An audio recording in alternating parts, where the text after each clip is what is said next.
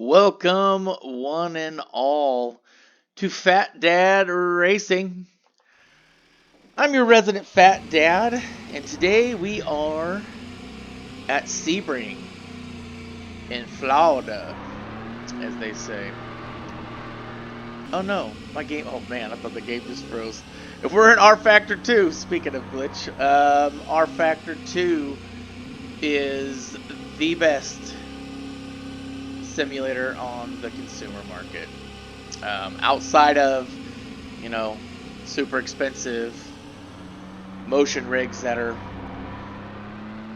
in factories and whatnot for pros to use. This is the best for Joe Schmoes like you and I. It was developed or it was released, I should say, in 2012. 9 years old, and it's still considered the best in the game. It's got the best physics model, tires, suspension, everything. It's the closest you can get to driving a car in your own rig at home. And I came to Sebring with an IndyCar, and another really good example of an IndyCar. It was developed by IndyCar engineers and drivers, so it's probably the best version that you can take around a track in your own home.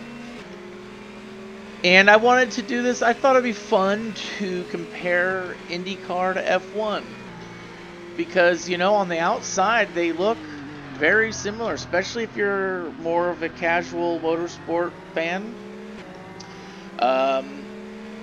They look very similar. They're both open wheel with the monocoque style, single seater, big wings in the front and back. Very aerodynamic looking, the pointy nose, the whole thing, the big, wide, slick tires, and you wouldn't be remiss thinking, there's what's the difference? How could they be that much different? And there is, it's a big difference. IndyCar is a spec car series, which means everybody's got the same chassis. You got two motor manufacturers, I believe, Chevy and Honda, and this is a Chevy-powered V6. They're all V6 hybrids, turbo, and there's a push-to-pass feature. I think it's similar to the energy recovery system that's in F1. We can't use it on this sim due to R Factor's age. It wasn't compatible, so we don't have that feature. There's no tire warmers, so I'm just kind of, right now, as I'm talking, I'm just kind of cruising around the track and warming up my tires very slowly. But it's not like F1 where you can come right out of the pits with tires that are hot and ready to go. The only thing with the F1 car is the brakes are cold, so you just kind of gotta brake a little earlier. But with the Indy car, you come out of the pits and your tires are cold as ice. You gotta warm them up the old-fashioned way. There's a lot of differences in F1 and Indy. With F1, you're in an arms race. It's not a spec series, and F1 is an international sport with millions and millions and millions of viewers. It generates big money, and because it's not a spec series, all these race teams devote tons of cash to their research and development and just the team itself, because driving racing is incredibly expensive. Mercedes, it was reported a couple years back, spent 400 and something million on their race team. It's like almost $500 million. So the F1 cars, they just progress at a higher level. Technologically, they just they're the first ones to use carbon fiber and titanium and all these different things. So that's one of the big differences with Indy, and being a spec car series where they're all confined to the same chassis and stuff. It kind of keeps the R&D down, and it might be on purpose because IndyCar is a niche thing in America. Forget the world. I mean, so if you'd consider worldwide viewership, it's niche. It's a niche of a niche of a niche. In the United States, it's dwarfed by NASCAR still, even though NASCAR's lost some of its luster over the years. But so yeah, I mean, there's just not as much money being dumped into it, and that's what you got. The first thing you'll notice with the IndyCar, if you've got a sim rig at home and you don't have R Factor, by the way, just get it. And it's open source. There's tons and tons and tons of mods. So you could just get so many tracks and cars. You can go online and hear people bitch and moan for hours and hours and hours about the online component and how hard it is to find a race. But for just pure lapping pleasure, you can't beat R Factor. It's just amazing. But one of the first things you'll notice with IndyCar when you get behind the wheel is you just don't have the grip. Um, you don't have the downforce. I spent last weekend hours, several hours, tuning and lapping with this car. I set myself up against AI that I had cranked up to the limit, so they were running these just really fast hero laps every lap, and I just kept tuning, tweaking, and racing. The best I could do was 3 seconds behind the fastest lap against that AI because that AI was just killing it. And I wanted to benchmark myself because I wanted to be able to run a reasonably hot lap in this video. I wanted to make sure that I was pushing the car to my ability level, to the limit of my skill level. I didn't want to leave anything on the table because I wanted to make it as fair as possible against that F1 car because, I mean, that F1 car is a monster and it's just ridiculous. The Indy car, you'll notice, so I bumped up the arrow all the way. I turned the downforce as high as I could go on this to create as much grip as I can. You'll notice that the IndyCar, it's just always kind of on the edge, and it's really squirrely, and you just really never 100% know where you stand with this car. You gotta be very smooth, and you've got to drive this car at the limits. It's tough, man. When I'm done lapping this IndyCar, I got like sore wrists and my shoulders are like tight, and I'm like, dang, this is. And I've read that IndyCars are tough. This isn't the first time. I've read several times about how the IndyCars on a road course are just a lot harder to drive, and this bodes well that in this car on this track. Sebring's a really cool track. It's very flat, which for me, for some reason, I find the flatter the tracks are sometimes more demanding. I don't know. It's something with the elevation change. When you get elevation change here and there, I feel like you can kind of spot your apexes a little easier. Maybe it helps like sight lines a little bit, depending on how much of an elevation change. Like there's like Portugal's ridiculous, where it's so quick and abrupt that those elevation changes actually hampers sometimes your sight line to a ooh. There we go. And all I did just a little bit quick. I just maybe downshifted just one gear a little too quick. Had the brakes on. And you know what I want? Let's go look at something very quickly before we get back out there. I want to look at. Oh, there we go. That's the problem. See the brake bias right there? It was way rearward. And that's not. Brake bias is important because if there's certain cars, you can put the brake bias more rear. You're always going to have it more front than back, but you can put more of it towards the rear and you'll be okay. There's some cars that are so prone to understeer that you need to put that brake bias to the rear so you can get a little bit of rotation under braking. This IndyCar doesn't need that.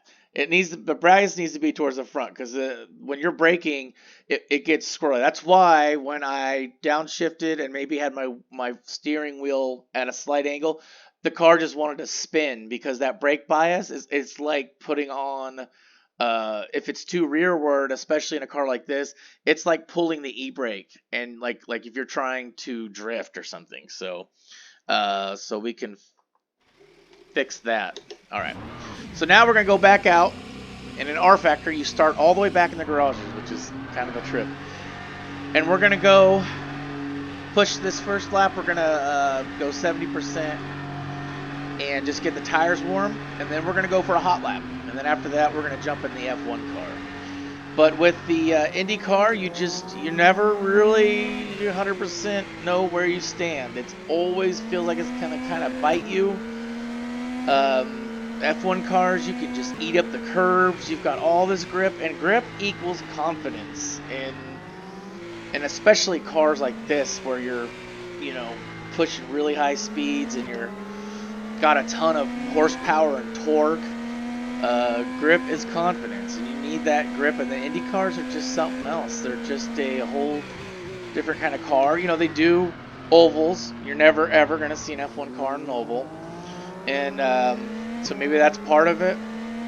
They have to be able to, because I know like this is the road package, but if we had the oval package set up, you would just see this teeny little rear wing and teeny little front wing, because that's all they're really there is just to stabilize, because you don't want all that downforce on the oval because you're going for higher speeds.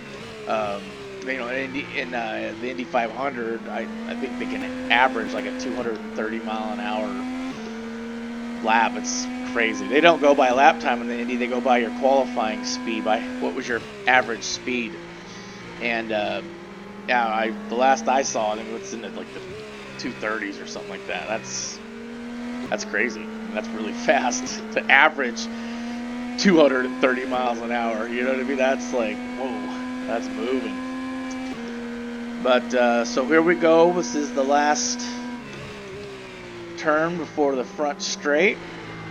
And we're going to try to have a good exit and come out of this thing and try to run a hot lap, and let's see what we can do. Fourth gear, I'm going to come in on that wall kind of tight and then kind of let it wind out naturally. Hard on the brakes. Kind of a weird little chicane right here. And here we go, we're going to nail it. The next turn is the most important turn of the track, at least for me. This is one, if you don't really nail it, your lap is just going to suffer. This is, every time I've turned a lap on this track, how I was able to really exit that turn is the biggest part. I mean, setting up for it, all three phases of that one is tough, but the exit is really tough to nail. And if you do, oh, shit. If you do nail that, then you're usually going to have a pretty good lap. So there we go. That's the IndyCar biting me, man. Just absolutely biting me. It's such a tough car. God, it's such a tough car to get a hold of. I was hoping to get a clean lap, but maybe we'll go back and cut some of that out too. Here we go. We got to do another out lap to warm the stupid tires up, because God forbid they let these teams have tire blankets, See, look at that. Just right there, it wanted to over-rotate. This is a weird, kind of tricky little chicane right here. The curbs here, man, they're not very usable. Like these curbs right here that we're passing by, they're like those little fat little sausage roll curves that they kind of grab the inside of your tire and kind of spit you out. They're not really the good flat kind. These ones right here are a little more usable, but still not like great. But with the IndyCar handling dynamics, you just can't really use any of these curbs too much. With the F1 car, you can kind of really chew them up, and cause you just got all that grip, and it's takes almost nothing to lose this car.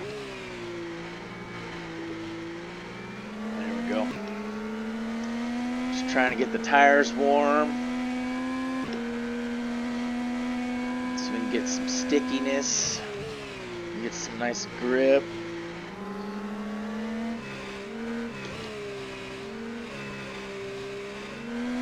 Here we go.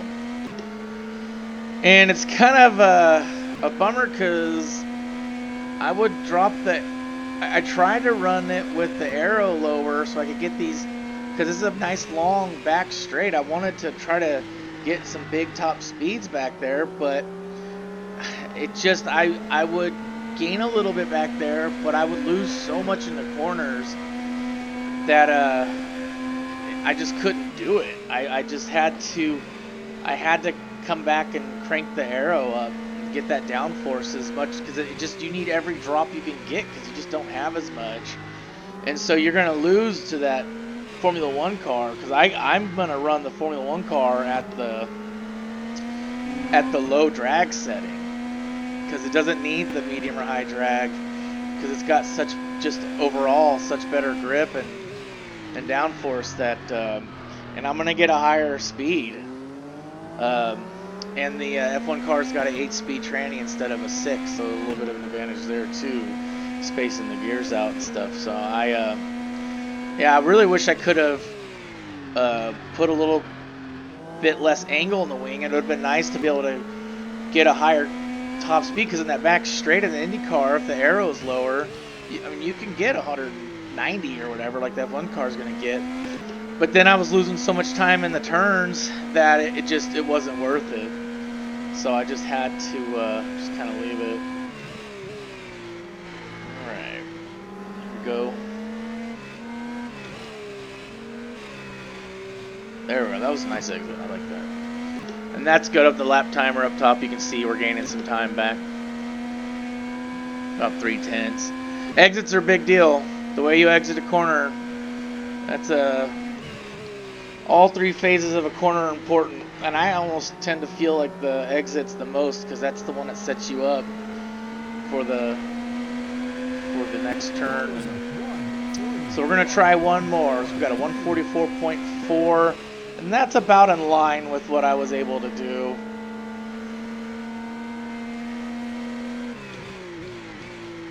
Try to brake really late there. Just kind of play with the throttle on this exit. Ooh, that curb almost bit me. If I would have gone up just a little more and let that curb grab the inside of the tire, would have been a whole different ball game. So try for a good exit here. Flipping the throttle. We did okay. We're gaining time there. 4/10 off our fastest lap.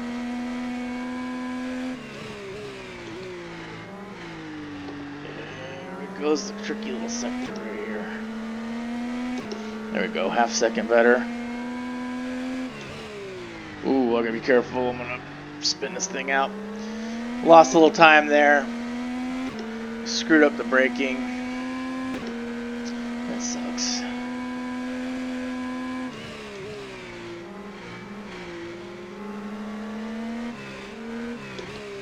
This turn right here, I've had a lot of wrecks. A lot of wrecks right there. It's 6/10 faster than our fastest.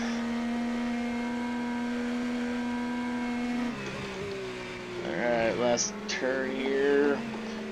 It's hard to balance it between rotating the car to get around and losing control. Alright, so we got a 143.5. 143.5. I think if I really kept pushing, I might be able to shave another second, but I think we'll get a good representation. I think that's a good enough time to where you can kind of understand. Alright, so now we're going to go grab ourselves an F1 car.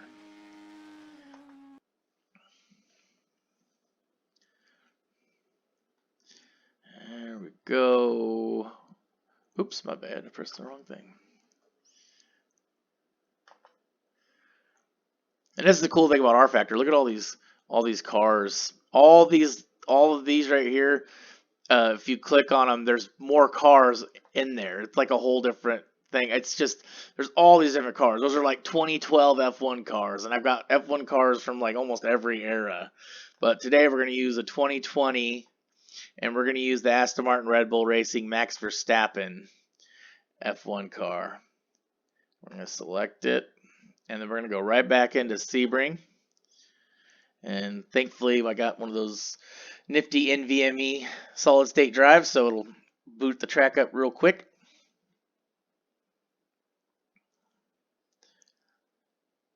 Now, we're going to take a look at our setup. And I'm going to, I've got one already. Where do I got? Spa. Yeah, it's a low downforce. Okay. And I want to make sure that I've got my steering lock is up. I want to make it fair. I had 8 gallons or 8 laps, I think, in the IndyCar. So I'll put 8 laps in the F1 car. And we're running the soft tires. And we'll look at our aero package. It's on the low drag. And we're good to go. I think everything is the way I need it to be. In the F1 car, see the brake bias, I got 58% front, 42 back. With the Indy car, I had it 61% front. And with the F1 car, I can do that. So here's the funny thing. This F1 car is like too big for this garage area. So I have to like 3-point turn to get out of the garage. It's kind of hilarious. So, tires. Look at the tires. At the bottom right, you'll see my car status. Tires are warm. Brakes are not. So, we got grip. We're just not going to have as good a braking. So I have to brake a little bit earlier. So this won't be a hero lap. This will be just more of a cruiser.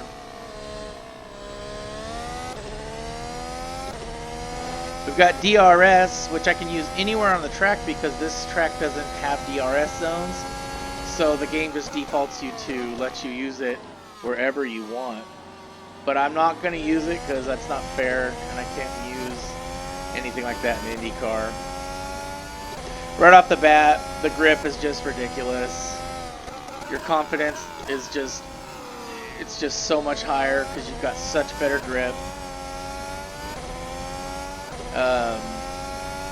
The powers, the way it comes on is just so immediate and so right now. Yeah, it's just a whole different animal. Just so much more technologically advanced. And you know, if you compare driving a car at the limit to dancing, with an Indy car, it's leading the dance. The Indy car is dictating what you're gonna do. Look at this 190 fan. The F1 car, you're leading, and the F1 car is gonna do what you tell it to do, and that's the difference. And I can get the F1 car back in line if I can recover from mistakes a lot better with an F1 car than I can with that Indy car. That Indy car it's just always waiting to bite you and put you into a wall or spin you off the track. And the F1 car, man, I feel like I could just really wring the neck of this thing and go to town. And it's just like, okay, what else you got, you know? Like, bring it on. And that's, it makes for a much nicer driving experience. That's for damn sure, because that Indy car, I'm always like, oh, God, here we go. I'm on the, you know. And every time the rear end kind of does a little sway on you, like it's going to do, you know. It's just, you just pucker up because you're like, oh, shit, here we go. We're gonna take it to the wall. And the research and development that goes into the F1, it can't be understated how much money goes into this. For an example, like earlier I mentioned, Mercedes spent 400 million one year. It was 400 something million, almost $500 million. So they took Fernando Alonso's title-winning car, and I think it was an '06. And they took it to Bahrain last year. I think it was Bahrain. Anyway, some Middle Eastern track. I can't remember exactly. I think it's Bahrain. And so he took that car around the track. The car's 15 years old or 14 years old at that point. And he got a lap time that's within 4 seconds of these modern cars. And you got to think about that. 4 seconds. And yeah, if it was a modern F1 car and he was 4 seconds slower than the other ones, you'd be like, oh my god. But he took a car that was way older, especially in the way that these cars advanced in technology, and got 4 seconds. So that means if you took, there's 10 teams with 20 cars total, 2 cars per team. And you took all their research and development dollars for the last 15 years, it would be billions of dollars. And those billions of dollars bought them 4 seconds faster around a lap, around a track, than what they got 14 years ago. And that's what they're spending. They're spending hundreds of millions of dollars to shave tenths of a second off a lap is what they're aiming for every year. That's pretty remarkable when you think about it. We're going to do one more lap. The tires are nice and hot, and I'm going to go for it. I'm going to really wring this thing out and go for the hottest lap we can.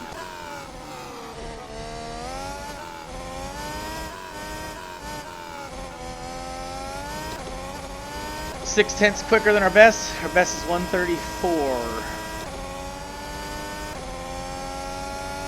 Super important corner right here.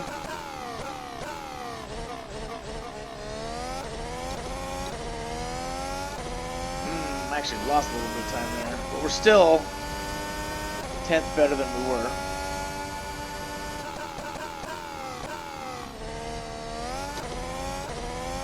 Here we go, good exit. 2 tenths faster.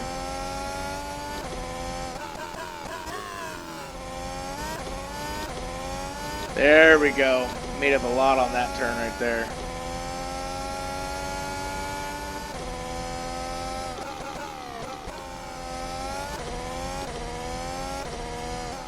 With this car, man, the transmission and the differential, the way they're set up, and you can damn near downshift as fast as you want, and it just keeps up. Doesn't lock the axle. The IndyCar, you go down, you grab one gear too low, too quick, and that car wants to lock the axle and spin around on you.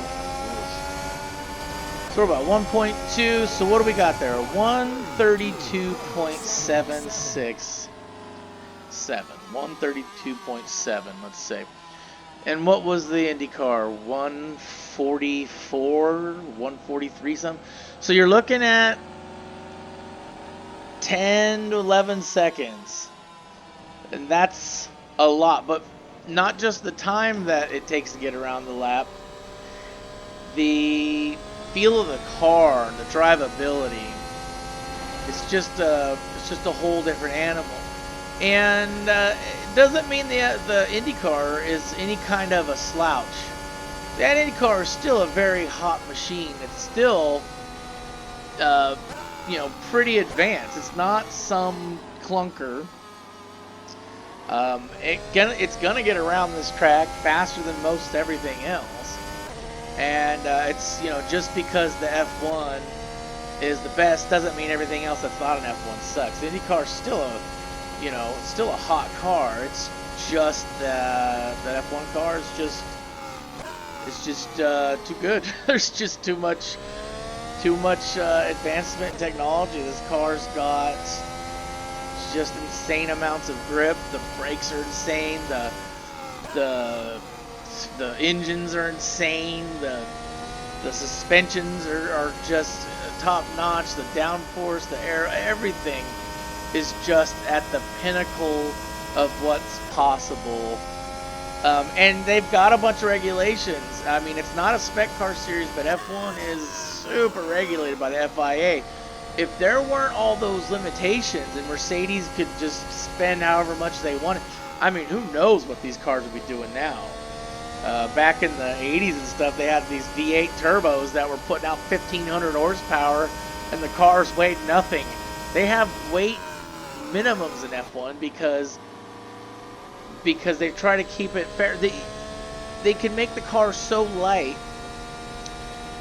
that they just become like airplanes. I mean, when they lose traction and get bumped off the road, they're like, look, you gotta at least weigh X amount, and they do it in like kilograms or whatever. So car, fuel, everything, the minimum is like, I don't know what it is, like 2,000 pounds, something like that, which is crazy.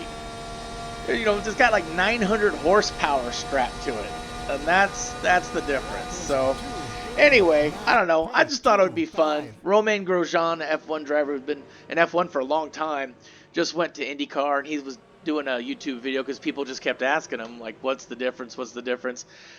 And so he made a short YouTube video and just kind of explained it. And I said, you know what? That'd be kind of fun to just take these two cars around. You've got a really good example in that IndyCar.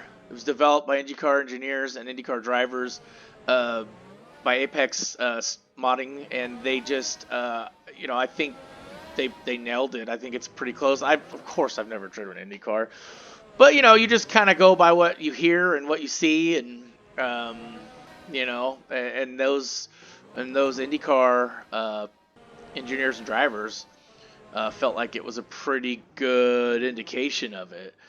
And we used R Factor because R Factor still, and if you think about how crazy it is, a game that came out, this sim came out in 2012, and it's still considered the best. That'd be like if the iPhone or Android phone that came out in 2012 was still considered better than the phone you got now. Like think about how much more like processor and RAM and how much better your screen is and how much better your camera is and just how much better your phone is now compared to the one you had in 2012. It's kind of amazing that this sim, that R Factor, is still considered to be the best on the market for consumer. So I think that's pretty amazing. And R Factor, if you don't have it, if you are into sim racing and you don't have R Factor, I would say get it because it's not that much. It's pretty cheap, and there's a ton of tracks out there that you can get, cars tracks, and it just feels so good. And yeah, the online portion kind of sucks, and you're probably gonna have to play a different one to get good races and whatever. But just for pure lapping pleasure, man, R Factor is it. So anyway, folks, I hope you enjoyed, and I hope maybe we learned something together. Maybe not. Who knows? I don't know. Maybe you sat there chugging beers and throwing tomatoes at your screen and laughing at me. I don't care. But this has been Fat Dad Racing. I'm your resident Fat Dad, and we will catch you next time.